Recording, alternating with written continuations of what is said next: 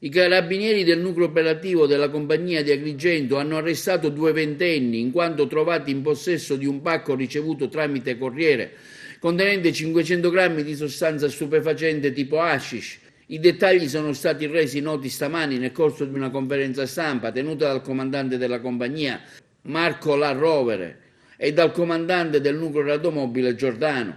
I reati in materia di sostanza stupefacente sono le modalità che ci hanno portato a questo arresto di due ragazzi che comunque detenevano 500 grammi di hashish, quindi 500 grammi, ovvero mezzo chilo, suddivisi in panetti.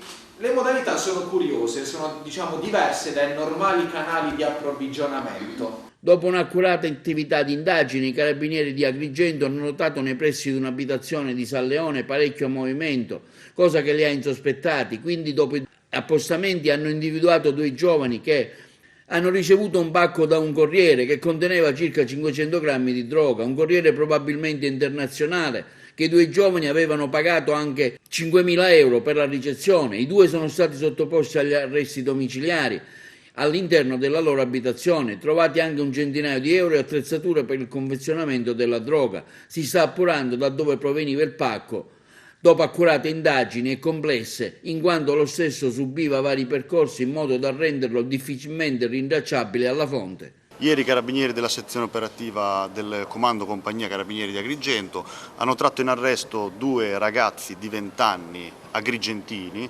per il reato di detenzione ai fini di spaccio di sostanza stupefacente, in quanto trovati in possesso di mezzo chilo di hashish suddivisa in 10 panette da 50 grammi l'una.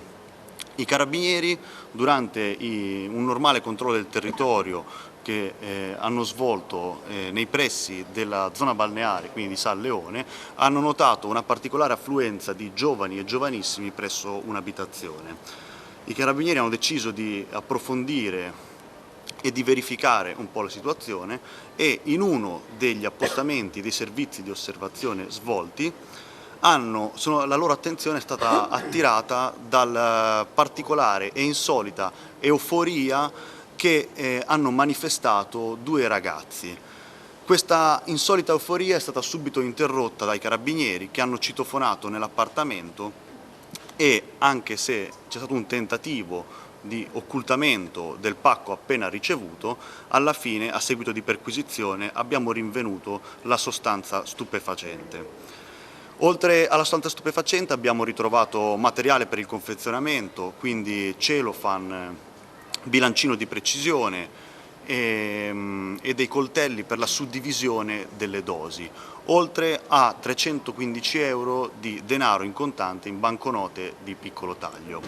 Ancora sono in corso gli accertamenti, ma qualora dovessimo accertare la provenienza estera dello stupefacente, i ragazzi andranno incontro a delle pene ancora più severe rispetto a quelle che già hanno. I ragazzi sono stati disposti agli arresti domiciliari. La famiglia era ignara, diciamo. La famiglia era ignara, è rimasta sorpresa all'arrivo dei carabinieri e non era a conoscenza dell'attività illecita svolta dai ragazzi. Un nuovo modo per comprare la droga?